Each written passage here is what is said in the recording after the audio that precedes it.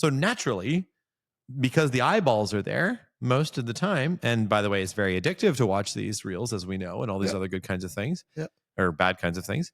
This is where the eyeballs are, and therefore is where the marketing opportunity lies. So I think it's super legit. I think you see tons of money poured into this. Start it up. Let's get it rolling. Big ideas, money folding. Hustle smart, dream so wide. Turn that grind into a joyride.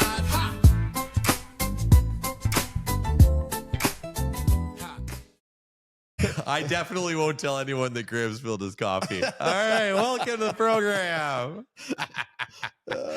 What's going on, Chris? Not much. I think we're doing a lightning round today. Yeah, that's right. So we did this backed by popular demand. Yeah, we did this about a month ago, and I had 5 topics, and we called them Dave's hot takes, but actually they were cold takes because you'd had no idea they were coming at you. It was a little tight. We didn't have enough time to really have you cold take it fully on each topic, so I decided to like dial it back a little bit. Okay, I'm gonna throw some concepts. How do you know I'm gonna answer in the same amount of time? You just assume I'm gonna go drone on and on and on? Based on the previous episode, you had a lot to say, and I had to kind of rush you along, and I didn't like doing that. I want to hear what Dave has to say. So, anyways, all right. So I got 3 topics I want to throw out at you. I'm gonna kind of like table set, tell you what it's about, and then get your hot take, and then we're going to just see where things go. Hopefully there's less cursing and swearing. And did I have a lot last time? I do swear on occasion. It's not a children's show. I don't care. So okay, I gotta like let it out. When I'm at home with my kids, I can't swear. This is bottle it all up. Yeah, I just get so fucking pissed off. Boils over. Okay, all right. So topic number 1. About 2 or 3 weeks ago, I started hearing about Google basically baking Gemini into new versions of Chrome. Okay. Yeah. So this is kind of like a thing. And then, now I heard recently about OpenAI. They're coming out with this Atlas browser, which is like, actually what's really interesting is it's actually based on Chromium, the rendering engine. And Chrome. That's really funny. I didn't know that. So it's like they're just putting a wrapper around it, but they want to have their AI like baked right into it. So like the address bar, you can just prompt, right there. And when you're viewing websites and stuff like that, like it's on the side, it's like helping you do stuff. Okay. So ChatGPT launched Atlas on October 21st, AI powered browser, built directly into the browsing experience. So like it features like a memory that tracks everything you do online, an agent mode that can complete tasks for you. So ChatGPT has I'll probably use it, just to tell you right now. I'm probably going to get into this. Okay. I have a couple of tools I want to get into, but that's one. Yeah. Okay. So this may pose a very formidable threat to Google's dominance here. Yeah. So, is this genuinely innovation, or is OpenAI just trying to own the distribution pipe because platform like Chrome and things like that are trying to do it as like, is this just like a race to like us two, or what's going on here? Is this actually some first innovation? off, have you heard of Comet? No. Yeah, I totally stunned you there. I can't believe you. Perplexity's browser. Oh, really? Yeah. I think actually they're all doing it. They're all doing it. I think they're all, because the handshake between browser usage and searching for stuff and AI and how AI can enhance that is all very tight. Yeah. Like this. So it is, to answer your question, my view on this, it is the most marginal of innovations. Yeah. It's an innovation. Yeah. It's very sustaining innovation, not a disruptive one in any way. Google is already doing this with Gemini. They're like, it's part of the browser. When you search on Google, it's there. Like it's all over the place. I think really what's weird is there is they have an innovator's dilemma at Google, because it's obviously cannibalizing like pagination on the search results. Yeah, you don't even go to the page. I don't even anymore. Scroll down. I don't even look Here's down. the AI summary. Doesn't matter if you're on the first page. You don't even look anymore. Yeah. Anyway, so I think that it's a very sustaining innovation. So they're all going to do it. I actually kind of see it more as, you remember, so I'll put it in our context. You remember with App Armor, we would do stuff to compete with the learning management system. So with Blackboard, so we came out with an app that was like a school-wide app, and that was mostly because they had come out with stuff that was kind of jeopardizing our safety market or trying to play a role in that. We didn't like that. So we were trying to shoot back and kind of be like, this is our turf and we're going to protect it. We're going to put a little pressure on you so you're distracted. And I think this is part of that. This is just like good competitive business practice. I think actually the consumer stands to benefit. You're going to see a lot more innovation suddenly in these. Like they're going to reinvest in how do we maintain our lead as Chrome? And for all these other ones, it's how can we do stuff better? And I think what you're going to see, have you ever heard of Goose? Yeah. You sent me information about this, which is very interesting. Actually, go. So basically, the idea is like, and you probably actually know the MCP thing better than I do, but basically, it is like a very advanced AI tool in the sense that it's built on all the other AI tools, but it can do stuff for you. And like, there's one guy at Block, which is the company that owns Square, like Jack Dorsey stuff. And he basically, this one guy he's I guess a bit more experimental. I heard this on another pod, and he has it always running. Goose is always running, watching everything he does, every conversation, every whatever, and it just starts doing stuff based on his behavior. He'll like talk about a potential. He's a coder, so he'll talk about like a potential like product enhancement or whatever, and Goose will go and work on it, and like without asking him, it'll do a GitHub pull. It'll be like, hey, I got something. I want you to look at this. He'll have meetings that people are emailing about. Goose will do all that automatically. You know, he's like, so like the calendar enhancement you want exists. It's Goose. It's open source. Anybody can download. It doesn't cost anything. It's amazing. I think I haven't used it, so like this is what I've heard. I want to use it, but I'm also kind of a little scared of the AI making decisions for me. And deleting shit that I don't want them to, or work swapping. Delete it. Well, anyway, I don't know if it would delete stuff, but just like making garbage, then I then have to sift through. But the concept here though is acting on human intention, which I think is really fascinating, and I could see this as being the logical path for these browsers. Okay. Here, I got a crazy question for you. I have not tried these. Okay. So does it work when you go into incognito mode? Does it still like watch everything you're doing and listen to everything you're doing? I don't know. I got this rash. Here's a picture of my butt. I got this rash coming in. Like later AI is like, hey, I found a solution to that rash you got. Well, that's a real nasty one you got there, Chrissy boy. Great question. So like the privacy concerns. Well, okay, hang on. Like it's watching all your browser history. Yeah, hold up. You can do like, not that I'm doing anything weird, but I just like I don't know if I want AI to like. Bro, you're doing weird stuff. Let's be honest. No, but I think that so first off, I'll my first hot take on this is there's kind of an incognito mode anyway in OpenAI and ChatGPT. It's the one where it's like, don't log this, don't use this to improve the LLM. Don't. So they're doing some things. So there are like privacy checks there. So I think you like, what is incognito mode really? Right, like because your ISP can still see where you're going, like it's just like your IP address is still visible. Like there's still a lot of stuff there. It's just like your browsing history. The browser isn't recording history, all that sort of stuff. I gotcha. So I guess it's like I don't think that's going to be a huge obstacle. They'll find a way to deal with it.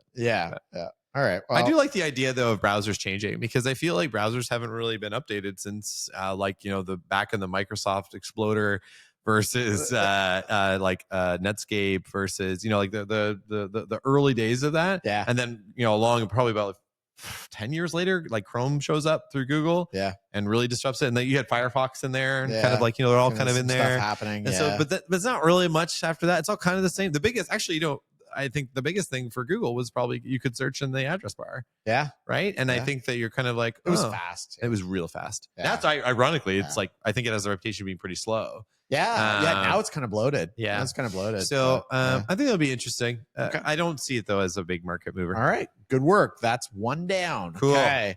Next one. I want to talk a bit about the creator economy gold rush.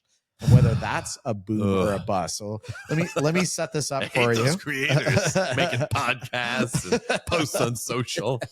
I hate that we're considered like creators. I don't think I'm a creator. I don't know. I don't think you are either. I'm sorry. You can't give me stuff like that. Sorry. Yeah, that was softball. All right. So the global creator economy market is expected to reach almost $1 trillion by 2034, growing from 149 billion in 2024. Hold on. That's a 10x over 10 years. What did you say? Yeah. Okay. It's like well, not quite 10, but yeah, like a ballpark. Yeah, something like that. So like they're boasting 200% year-over-year revenue growth with vetted creator, like, so like there's a lot going on in the creator economy. And a lot of it has to do, I think, with people like what do they call those influencers, helping sell stuff and all the What things do they going call on there. them? Yeah, Influencers. I don't know. This is not my jam. Right? Yeah, Like I am tell. not on I can social. tell. Like remember, yeah. Anyways, so kind of interesting. Okay, what's the point? So what I want to explore with you. So is this going to continue? Okay, is this like influencer bubble? Is it a bubble? No, this is the real deal. You think so? Yeah, I do. The reason for it is a couple of things. So my first hot take on this is that the influencer revolution is purely a function of what is the most cost-efficient marketing channel. Right. Okay. So I think a lot, like historically, what you would see is, let's say you were in the 90s and you wanted to get your brand going. It was like cost prohibitive because a lot of time you had to get well, this is crazy. I'm not going to go too deep on this, but like newspaper advertising, which is like a whole other dead animal. But the other thing is TV. Right. And I kind of think of this as like a transition from a concentration of a bunch of TV networks that owned the airspace that people went to get their information, the news and all that kind of stuff, and get that content. That's the original content game was TV. Yeah. The original was like print, but for our purposes here today. So then I think of this as an evolution where the new content game is random people, and this is where people get their news. Yeah. People talking about news, people having podcasts about news, people doing 30-second, 15-second reels, TikTok dancing around whatever, TikTok videos showing ice stuff in the United States, TikTok showing like this is the news. Yeah. This is the world to the people who watch this information. So naturally, because the eyeballs are there most of the time, and by the way, it's very addictive to watch these reels, as we know, and all these other good kinds of things, or bad kinds of things. This is where the eyeballs are, and therefore is where the marketing opportunity lies. So I think it's super legit. I think you see tons of money poured into this. I do see some changes in the market in the sense that if you go back probably about 5 years, you would see fewer influencers, but they're really big names. Yeah. Those big names still exist. There are a lot of big names now, but I think that and I know Graham's going to probably agree with me on this, is that they do a lot of advertisements, and I think they've alienated some of their base because they're making so much money. Right. The other thing is they've created their own brands is another piece that you'll see a lot of the big ones do, rather than actually having like, I'm going to advertise your brand. I'm going to spin up my own company that does this stuff, source it on Alibaba, and run for it. So, what am I trying to say here? I guess building on that is that what I'm seeing nowadays is the rise of the nano influencer. Right. So it's a much more competitive landscape of influencers, but with 10 to 100,000 probably like followers that have 10 followers, and you could be an influencer. Sorry, 10,000. Sorry. Oh, okay. 10,000. I could be an influencer. I've got 11. We're like on our way here in the room. So 10,000 to 100,000 followers. But those followers are highly engaged, right? And with whatever you're doing, they're really into and then you look at like TikTok Shop in the United States, like you have this huge affiliate marketing marketplace where you can be anyone. You message somebody on TikTok Shop that's making a product. Yep. They send you samples. You're huffing that sample. You get paid for every unit you move. Yeah. Yep. So like this is here to stay. Yeah. I actually think this is a very clear trend. But you're wrong about one thing. I don't think print was the original way that people found out about stuff. I think like town crier. Yeah, people yelling. People yelling. Yeah. You make a hell of a town crier. That was the original influencer. Yeah. Well, the only one. Yeah, the influencer, or like the King's Herald. What's the nano influencer back then? Like a little kid with a little bell? Yeah. I can get behind that. But no, it's definitely here to stay. Okay. I think it's just it's a natural progression of where the eyeballs are going, where people get their news. Wherever people get their news is where the value is. How do you know about this? That's a secret. It's a secret. Another Operation Stealth but thing like that you've learned. no, but for real though, like it's you think about how to go to market. I think about even like the way we thought about AppArmor in early 2010s, and the way I'm thinking about this now is so radically different. Yeah. I think my business education is actually pretty out of date.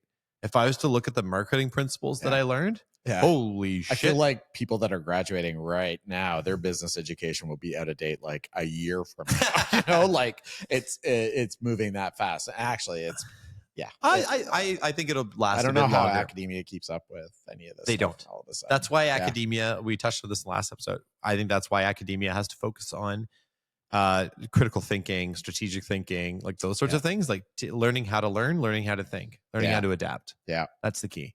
All right. Yep. That's 2 down. Very hot. Hang on, Graham. What do you think of that? Good take. Yeah, he's good. Yep. Is it hot enough? Or it's pretty. I don't know if it's like scalding. Yeah, lukewarm. Okay. Tepid. Dave's lukewarm takes. That's funny. All right, number three. All right. Should have a ranking scale for like. Yeah, we have like a very. Anyway, go ahead. If you don't have early funding, are you a real startup? Yeah. This and 33 other startup myths are busted in Startup Different. Find it on Amazon, Audible, and Kindle. Have you heard about this thing, how NVIDIA's looking to build their own Robotaxi? No. All right, let me set you up. All right, so NVIDIA is reportedly developing a $3 billion internal Robotaxi project that could launch in U.S. cities, putting the chip giant in direct competition with Tesla, Waymo, and their customers. Okay. Yeah, it seems like a bad idea. Yeah, I know, right? Hot take there. Yeah. Okay, so first question is, good idea for NVIDIA to go into a space where they're going to try and compete with their own customers, or does this just piss off like everybody and say, hey, let's go talk to AMD, let's go talk to Intel, let's go talk to whoever else can make us chips to do this sort of stuff instead? Like, yeah, that seems kind of weird. Like, I feel like the sales force is going to be like, hey, why are we doing this? Like we're picks and shovels people. We're not digging the gold, right? Yeah. Weird. Well, I guess before we get to the competitors, let's try to consider what their core competencies are. Yeah. Their core competency is making a shitload of chips and the computing power of those chips, and how that they are the most like innovative. And my understanding of those chips is that there's like an actual like physical level limitation that like they need to innovate on how small you can get to like improve the computing power of these chips. Right. And they're like, we might be running up to an actual like limitation from a physics perspective on like what can be done. Until we discover the new way to do it. Right. So I don't know how that translates to cars and taxis in particular. I would think that it would make sense if they were creating the vehicles potentially that could then be used by these services. So what's kind of interesting is NVIDIA already partners with Mercedes, Volvo, Jaguar, Land Rover, BYD, Rivian, That makes me feel better. Lucid, Xiaomi, as a technology supplier. Okay. And the CEO. Well, those vehicles need the chips. Everything needs these chips, right? Yeah. So the vehicles also need that kind of Remember computer. when during the pandemic nobody could get a car That's right. because there weren't any chips? So I think it's a really big deal. So the CEO of NVIDIA, named I forget his name every Jensen time. Huang. Yeah. He thinks it's like $1 trillion industry. So I think he's looking at it and saying we should be in this because we're actually the brains of this thing. So kind of interesting. Like really? Like, I don't know. Okay, cool. Like maybe is my answer. I don't know that much about like the manufacturing process. It's interesting that they work with these players, but let's go back to the competitors. Yeah. Obvious channel conflict. Like you would immediately piss off those people. Then they start thinking about, other options to source from and so on and so forth. What about I feel like why wouldn't they be making their own LLM? Like they control the chips, right? Like you're the downstream supplier when you could be going after the AI stuff because you're the downstream supplier of AI functionality. Yeah. So to me, it's kind of like, why wouldn't you do that instead? But maybe they just don't. I mean, also, I think it's worth mentioning that software is the best. Like in terms of what they're doing now, they have a hardware, logistics game, like raw materials game. Like it's probably very complicated to do it. Software, I know LLMs are complicated and everything like that, but it's software. Like it is capital intensive in the sense that you need the power. Right. But I don't know, maybe they feel like they're too far behind or something. Yeah. Like, why would they be like, oh, we don't want to actually, maybe this would answer it. Okay. Let me ask you a question. How many, so Waymo is probably the biggest operator of automated robotaxis. So. Okay. How many vehicles do they have in the US? It's not significant. Like 200. 700. Okay. How many does Tesla have? 200. Oh, they only have like a couple dozen. Oh, I think they're actually Model Ys. They haven't even rolled out that Robotaxi. They're just like repurposing Model Ys to try and get their Robotaxi. Well, why wouldn't they just do that anyway? I don't understand why they would. I don't know. Whatever. They just had the big launch, so I would assume that they would be rolling out Robotaxis, but it's just Model Ys with that are. I'm sure they've got a glut of supply because of their sales being down over the previous year. Yeah, probably. But then they only have a couple dozen that they're doing it with. So and then the tech sucks. Then they can't really do it. They're not there yet. They can't do it yet. So maybe is that the reason that NVIDIA is saying, actually, this is a market that has not got any player that's really figured it out yet. Could that be the approach? The reason? Yeah, like they could also be potentially trying to build the market, right? Like so they get into this space and they somehow, like, aside from them, like I think they win either way. Yeah.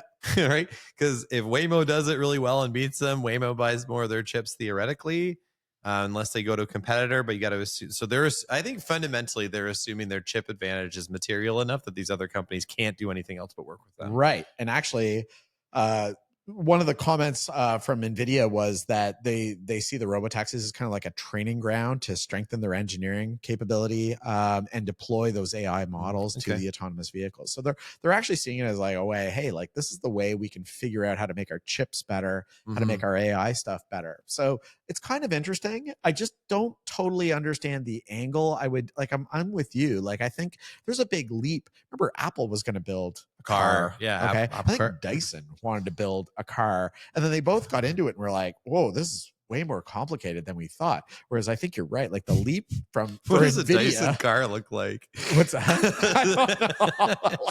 It really sucks. I feel really firm on the ground. There's a bunch of vacuums just sucking the keyboard tight. I actually feel like it's like silver with like, neon blue and orange. Yeah, and I feel like there's a big glass tube in it somewhere, maybe sticking it at the back, stuff stuff spinning around in there. It also cleans the roads. The wheels are like those like rubbery wheel thing, like the big ball thing. They got a bunch of those. We should have asked James AI Dyson on the program. We'll get him. We should totally ask AI to do like an image of the Dyson car.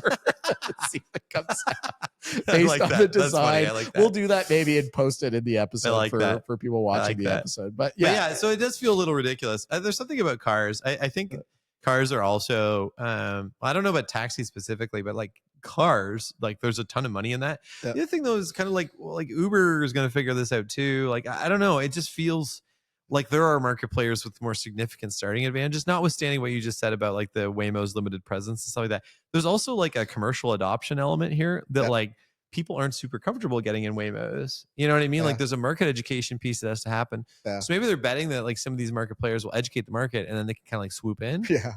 Actually, it was kind of funny. A few weeks ago, we were visiting the folks and we were going to go over to my cottage to use my gym there because folks don't have a great gym. And so I had you drive my Tesla and I was like, yeah, put it in full self-driving. This will be great. It'll drive us right there. And like, 2 seconds into it, there's like a huge puddle on the road because it just rained, and it does this like crazy maneuver, and you can like grab it like we're gonna die. So I'm like, oh, it immediately failed. Or was like really afraid of a puddle, but I think it saw the reflection. It saw like a car really coming at it that was itself. But anyway, I don't know, whatever. But kind of failed. So let's talk about something else here related to this. There's always kind of a question, and I imagine this is very challenging for larger companies. It's like the is it worth it conversation. So you said, how big did you say the market was?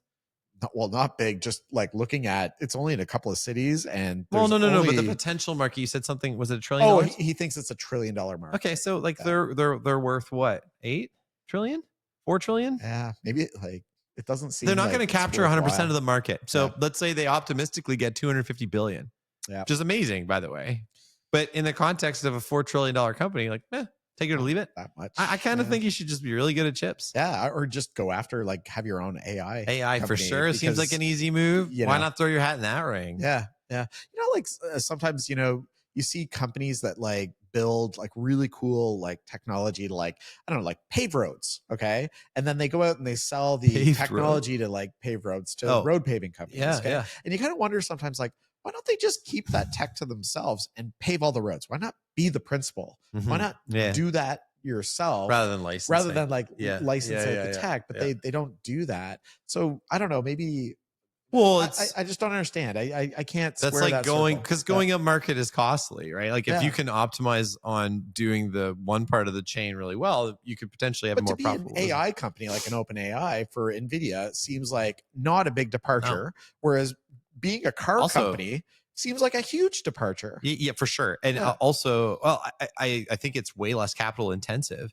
Yeah.